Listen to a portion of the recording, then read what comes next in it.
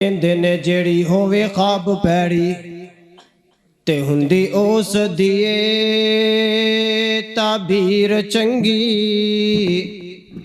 کئی پھل کھان وچ ہیں کوڑے پر ہندی انہاں دیئے تاثیر چنگی تے بندیاں وچوں کئی بندے ہیں انج دے وچوں پیڑے تے اتوں تصویر چنگی چنگا اس نو جان تو اے ارسلان جس بندے دی ہووے اخیر چنگی کہ جیڑی جگہ تو سنت دی مہک آوے اس رستے تے لنگنا چاہیدائے جیڑا سوہنے نبی اور صحابہ دی توہین کرے او نصولی تے ٹنگنا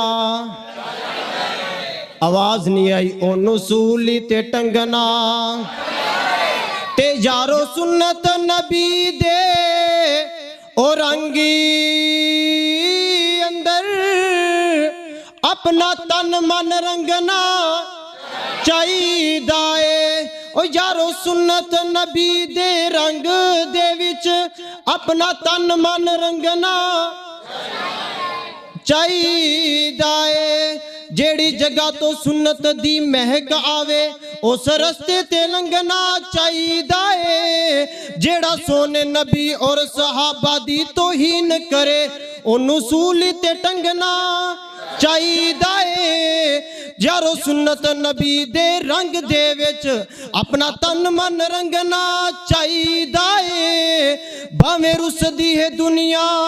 رس جاوے کلے اللہ تو منگنا پھر میں کیوں نہ اعلان کردہ جاواں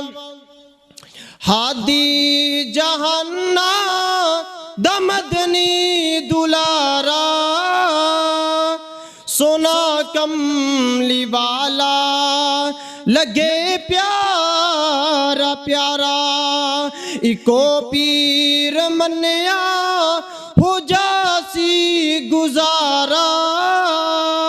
سونا پیر چھڑ کے ہوویں نا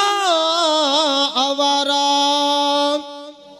او حسبوں تے نسبوں تے کرداروں سونا او صورت تے سیرت تے گفتارو سونا او سورج تے چندی ہے چمکارو سونا او نور ہدایت چمکیدہ